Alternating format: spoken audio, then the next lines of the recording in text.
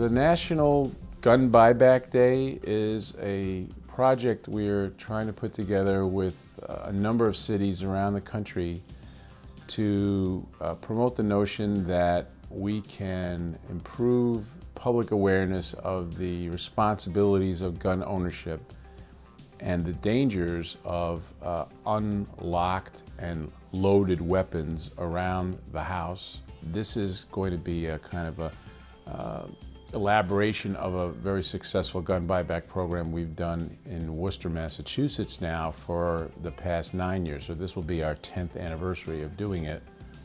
And we've been successful in kind of being the founder of programs now in Springfield, Massachusetts and in Hartford, Connecticut. And our hope is that using this kind of mustard seed approach, we will be able to get a number of other cities to participate. In our community of Worcester, in 2064 weapons have been collected over the 9 years.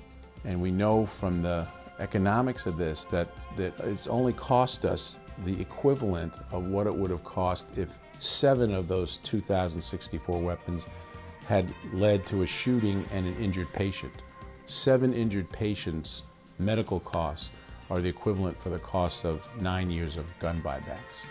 So that's why a lot of the medical community has embraced this, and we think it's actually a form of managed care. The district attorney grants amnesty that day, whatever kind of gun carrying laws are in effect for the local area are suspended, provided that the weapon in question is left in a brown paper bag, unloaded, in the front seat of a car. A person without a carry permit can carry it to the collection point. And if they're stopped on the way, they can say, I'm going to the gun buyback, and there'll be no charges pressed. So that's step one. Step two is the local police always has an armorer, a specialist in guns that will accept the weapon, inspect the weapon. If it's operable, they will deem it as redeemable for one of our gift certificates. The gift certificates will come from various local sponsors, and we're hopeful that we can encourage sponsors to kind of chip in with these gift certificates. We have generally given $25 for a long rifle, $50 for a handgun, and if the weapon is semi-automatic, either a long weapon or a handgun weapon, $75.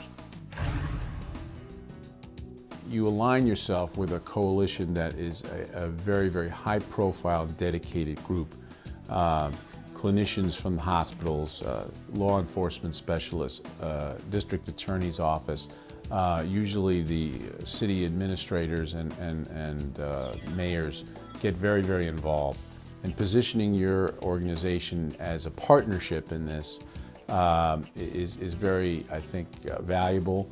It makes us have a different look at the corporate side of the community and seeing the kind of power that comes from building these kind of coalitions to make the safe communities that we want to live in. This year, I think they'll not only be able to know that they're taking the weapons off the street, but we're going to melt these weapons down and we're going to try to do green things with them. And every community will decide what they want. In Worcester, we're looking into making some decorations for a peace park that was actually established for a young gentleman who was killed with a firearm. In other areas, they're going to potentially make benches, other kind of art objects that might commemorate the notion of peace and nonviolence.